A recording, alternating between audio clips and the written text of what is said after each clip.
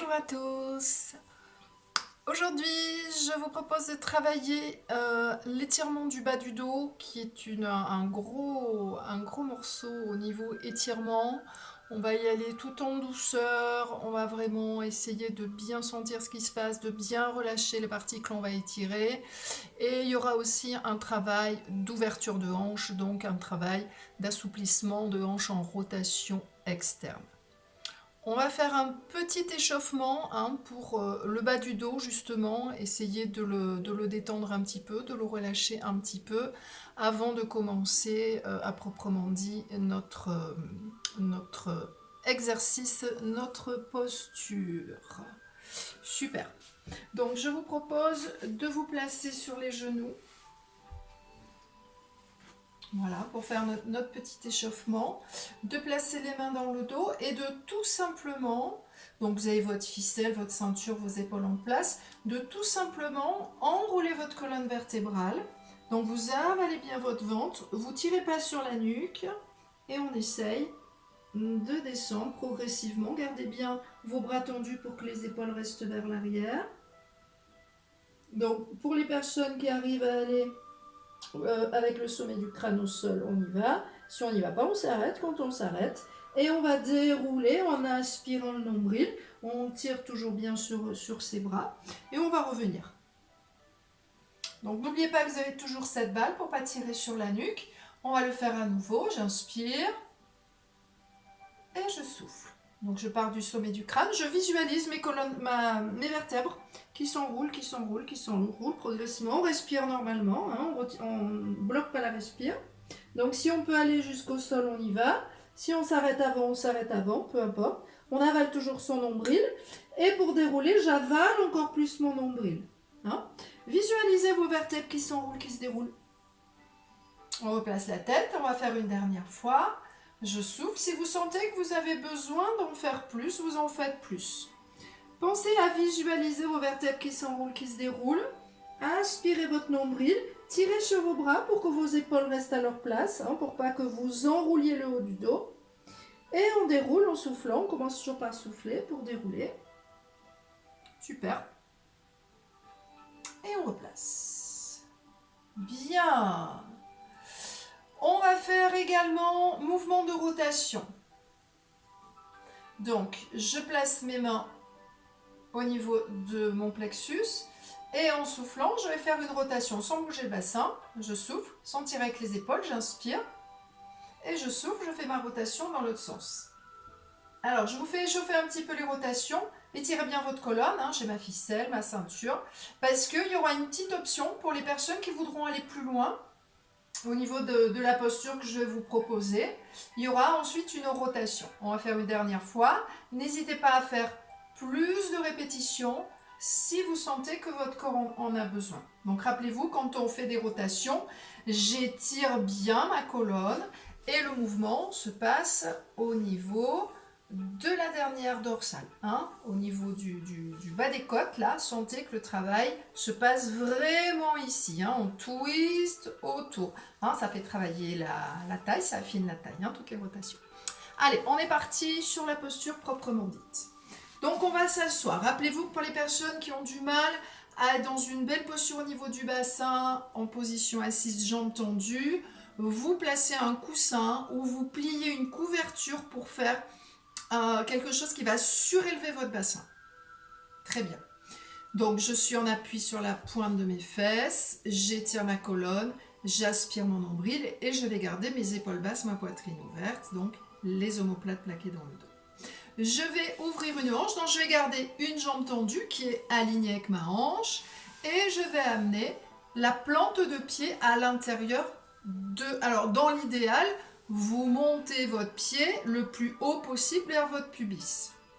Les personnes qui manquent de souplesse au niveau de la hanche, si votre pied est plus bas, c'est pas grave. Hein. Ce qui est important, ça va être de prendre conscience que la hanche travaille, donc de détendre votre hanche, hein, votre genou progressivement, il va descendre vers le sol sans que vous ayez à forcer, juste parce que vous détendez votre hanche. Cette jambe est bien tendue. Je me mets légèrement de profil pour que vous voyez cette jambe qui est bien tendue. Quand vous avez amené votre pied vers vous, vers votre pubis, attention que le bassin ne se décale pas vers l'arrière. Ayez vraiment soin de maintenir votre bassin, les deux parties de votre bassin, hein, votre bassin il bouge hein, dans ce sens-là, les deux parties de votre bassin bien en place. Donc je grandis, mes épaules sont basses, j'avale mon nombril, j'aspire mon nombril et je vais essayer d'aller chercher mon pied. Hein. C'est ça qui va étirer le bas du dos, étirer la hanche. Donc j'étire toujours ma colonne vertébrale, je descends bien mes épaules, je garde mes orteils vers moi, le pied flex et cette jambe bien tendue. Et je vais m'aider de mes bras. Alors, si je n'arrive pas à attraper mon pied, qu'est-ce que je fais? J'attrape une sangle, une ceinture, un élastique de fitness, vous savez, les élastiques que vous pourriez avoir chez vous.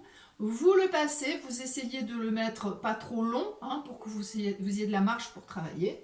Et vous placez cette sangle, cet élastique à l'extérieur de votre pied.